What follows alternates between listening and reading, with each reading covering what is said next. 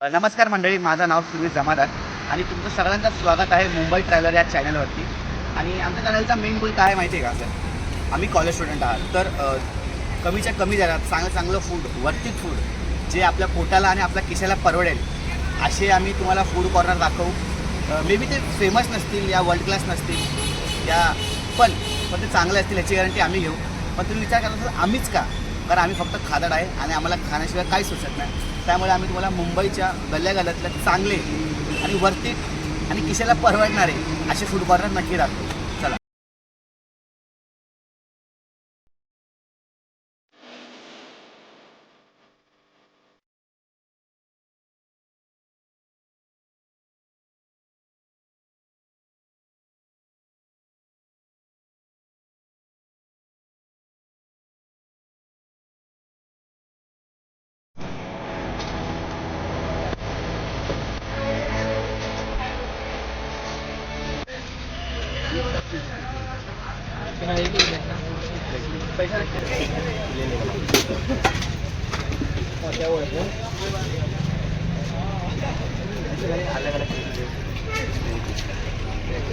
अभी डोसा भी तो ले हाँ ऐसा हाँ ये बोलते हैं 4 एक में नहीं आएगा. हाँ वही ना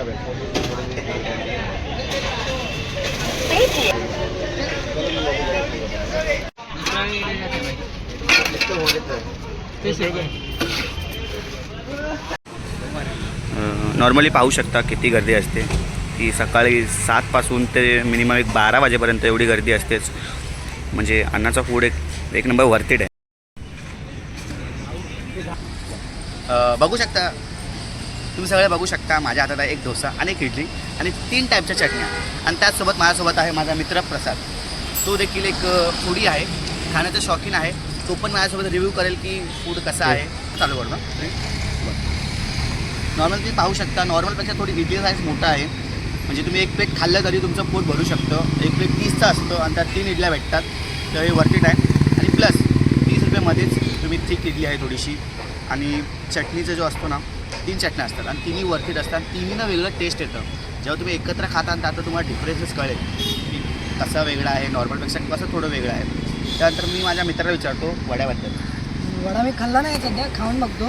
खाऊन बघतो भाई चटणीमुळे गेम चेंजर आहे. चटणी सगळ्यात बेस्ट आहे. खोबऱ्याची चटणी आहे ना, जशी ऑर्गॅनिक असते ना सेम तशी. ताज्या खोबऱ्या, सुक्या खोबऱ्याची नाही, ताज्या खोबऱ्याची असते ना सेम तशी चटणी आहे. आणि मस्त थंड आहे, चांगली वाढ चांगली. मेंदू वडा क्रिस्पी आहे. मुळात वडा, डाळ वडा आणि डोसा कुठलीही गोष्ट घ्या तुम्ही म्हणजे तिघां बनवताना तेलचा वापर होतो, परंतु तेल ते खाताना फील न म्हणजे ते चांगलं वाटतं. जास्त तेल असेल ना तिथे पिचपिचपणा येतो ना, तो येत नाही. आणि जो इथे डाळ वडा आहे ना ते नुसती डाळ नाही लागत आहे, वेगवेगळे इन्ग्रेडियंट जसे की कोथिंबीरची ना चव वेगळी येते, इन्हॅन्स होऊन येते, चांगली वाटते, खायला मस्त वाटते. आणि चटणी तर कॉम्प्लिमेंटरी बारीक करते तिला. मला ते खूप आवडलं. मी जेव्हा नेहमी खायला येतो तेव्हा आमचा एक मित्र असतो सुजल प्रसाद, हे आम्हाला पार्टी देतात. आज पहिल्यांदा मी वाईब आहे आणि खाण्यात एक मजा येते. आमची एक वजा पण वेगळी आहे, ती आम्ही सांगू नाही शकत. इथे आम्ही वेगळी मजा करतो. तिथे आमचे भरपूर किस्से आहेत. पळायचे पण किस्से आहेत, थांबायचे पण किस्से आहेत. लोक कशी इडली खातात ते मला माहीत नाही, पण तिकडची इडली खास मला ना असं हे पूर्ण असं आपण भात कसं खातो तसं खायला जास्त आवडतं. का माहिती का? कारण टेस्ट, चटणी टेस्ट चांगला असल्यामुळे मला असं नेहमी असं वाटतं. काही लोकांना ते विचित्र वाटत, पण मी एक दक्षिण भारतातल्या म्हणून मला असं खायला जास्त आवडतं. आणि मला चटणी अशी पियायला लई आवडते.